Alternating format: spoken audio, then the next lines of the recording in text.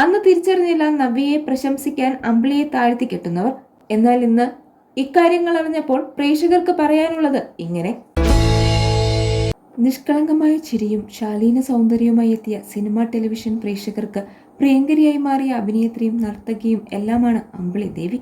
ബാലതാരമായി mini സ്ക്രീനിൽ അരങ്ങേറിയ അമ്പിളിക്ക് സിനിമകളിലേക്കുള്ള വഴി വിശാലമാക്കി കൊടുത്തത് കലോത്സവ വേദികളാണ്.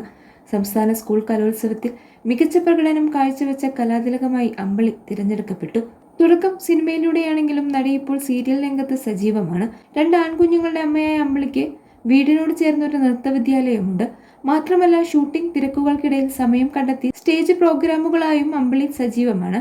2000 മുതലാണ് അമ്പിളി സിനിമകളിൽ അഭിനയിച്ചു തുടങ്ങിയത്. തുടക്കം സഹയാത്രിക്ക് സ്നേഹപൂർവ്വം എന്ന സിനിമയിലായിരുന്നു. കുഞ്ചാക്കോ ബോബന്റെ സഹോദരിയുടെ വേഷമായിരുന്നു. വലിയ സ്ക്രീൻ സ്പേസ് ഉള്ള കഥാപാത്രമൊന്നും ആയിരുന്നില്ലെങ്കിലും കിട്ടിയ റോൾ നടി മനോഹരമാക്കി. രണ്ടാമത്തത് അമ്പിളി അഭിനയിച്ചത് മീരയുടെ ദുഃഖവും മുത്തുവിന്റെ സ്വപ്നവും എന്ന സിനിമയിലായിരുന്നു. കേന്ദ്ര കഥാപാത്രം അമ്പിളിയുടെ മീരയായിരുന്നു. പൃഥ്വിരാജിന്റെ കഥാപാത്രത്തിന്റെ സഹോദരിയുടെ വേഷമായിരുന്നു ഈ സിനിമയും. അമ്പിളിയും ഇപ്പോഴിതാ വീണ്ടും സോഷ്യൽ മീഡിയ ചർച്ചയാവുകയാണ്.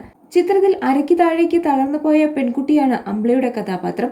സിനിമയിലുടനീളം അമ്പിളിയുടെ കഥാപാത്രം ഇഴഞ്ഞു നീങ്ങിയാണ് അഭിനയിക്കുന്നത്. വെറും 18 വയസ്സ് മാത്രം പ്രായമുള്ളപ്പോഴാണ് മീരയെ ഹെവി ക്യാരക്ടർ പക്വതയോടെ അമ്പിളി അവതരിപ്പിച്ചത്. സിനിമയിൽ അമ്പിളിയുടെ സീനുകൾ വൈറലായതോടെ നടിയെ പ്രശംസിച്ച കമന്റുകൾ നിറയുകയാണ്.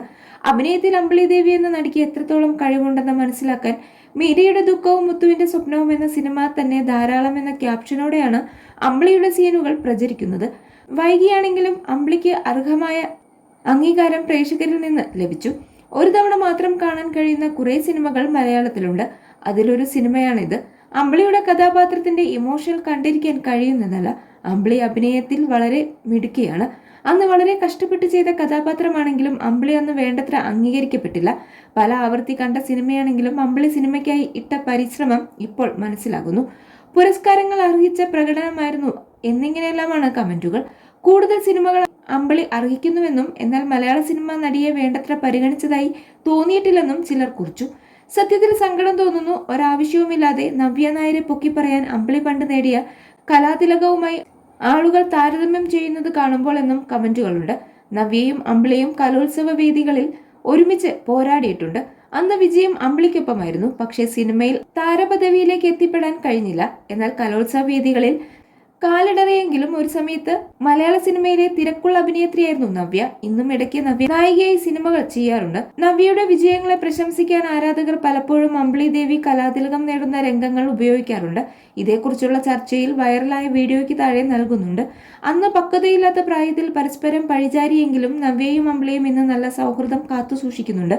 കല്യാണ കുറിമാനമാണ് അമ്പിളി അവസാനം അഭിനയിച്ച മലയാള സിനിമ.